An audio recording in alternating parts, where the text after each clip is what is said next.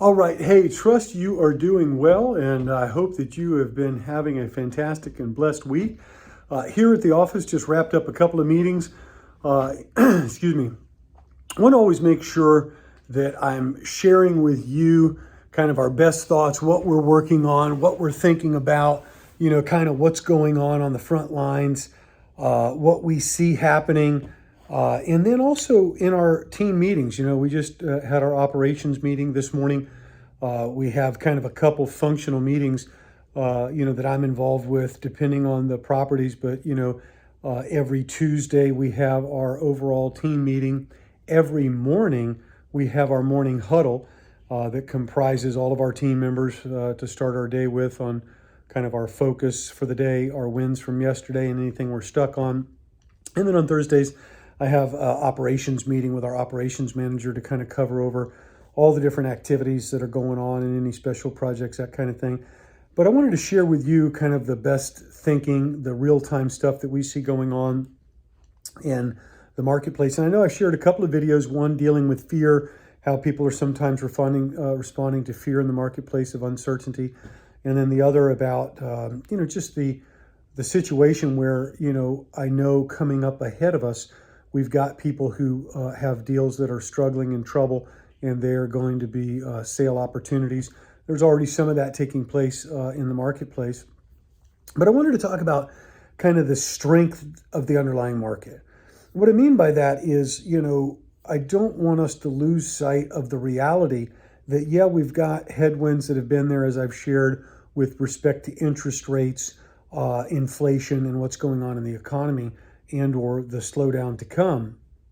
But the undergirding is that we are a nation, or becoming a nation, of renters, right? Home affordability is just out of reach for most people. Now, where I'm at in Pinellas County, which is the Tampa MSA area, your starter home, 2-2 starter home used to be like $125,000 maybe 3 years ago. A 3-2 was 150, 60, 70,000. Now the 2-2 is like 450 to 500,000, and the 3-2 you can't touch for under 500,000 easy. And that's in, decent areas. I mean, like, it's just incredible to see what's happened. And so that prices people out where they have to rent. And so when you look at that, demographically, we're becoming more and more a nation of renters. There's genuinely a bifurcation. The middle class is being squeezed, where they are being reduced based on the current, job situation, job creation here in this country. And then what we see is the affordability index is, climbing, where it's less affordable, meaning people can't afford to own, and so they have to rent. And even rent is getting unaffordable in some places, for sure. But underlying what we see is also the historical reality of rent growth. Over the last 3 years, on average, the suburban area, and that's outside of the urban core, has grown by 25% nationally.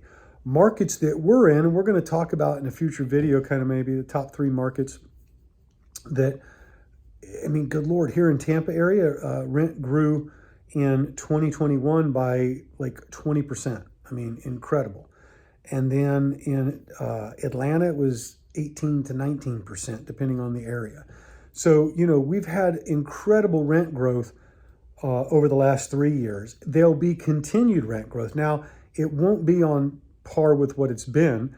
But that being said, you have continued in-migration into the right areas, meaning the southern demographic of the U.S., southeast, southwest, Texas area. Those are all areas that are continuing to experience growth. Like here where we're at, continued in-migration in Tampa, the areas we're at in and around Atlanta, South Carolina, North Carolina, it's the same story. And so what that means is it translates into, yes, there are going to be properties coming in. Yes, there are going to be buying opportunities that we see. Has there been additional work that's needed to be done? You betcha. And I've shared that with you as what our team's working on.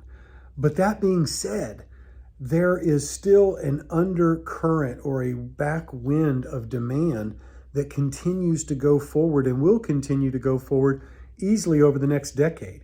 Now, I'll do a video talking about the importance of underwriting, but again, historically in most markets, it's been a minimum average of 2% rent growth. Now, there's some properties where, again, you've got a lot of A-class stuff coming into the market over the next 12 months as well. That'll suppress rent growth in those areas. But again, the A-class properties, not a lot of times what we're dealing with for more of a market affordability rental. And so even though they may have some slowdown in their rents or cut rents to be able to lease up, they're not cutting rents from 2,200 down to 1,200. That's just not the same competition. And so I wanted to share this because it's so important. And what I also see going on right now is the hedge funds are still continuing to line up and buy in the rental space, both on apartments and single family homes. I just saw recently the guy that headed up the Morgan Stanley finance division just took over Preton, which was one of the original hedge funds back in 2012. They probably got about 50 billion in assets, heavily weighted in real estate, single family homes, as other areas. And he's coming in to really kind of turbocharge the real estate and cause it to go. And so, what does that say? There is a bet and a belief in the housing market because exactly what I'm sharing with you is the fundamental truth. There is demand for rentals.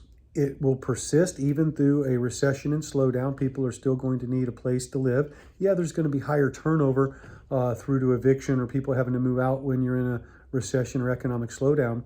But underlying is there's still a continued need for rental housing. It will continue to grow as the bifurcation of this country, which I'm sad when I say that. I mean, I want to see this country do well. I love this country. Yet at the same time, it's incumbent on me, for us and our investors, to one, protect our capital and to deploy it correctly, smartly, and wisely to take advantage of the opportunities that are there. And I mean that from knowing how to smartly deploy capital into areas that are going to produce the best result. I don't mean take advantage of the distressed situations, but yeah, we capitalize on those opportunities. And I look forward to sharing that with you and want to make sure that you're understanding of where we are in today's market. So have a blessed and victorious week, for this is the week God has ordained for you.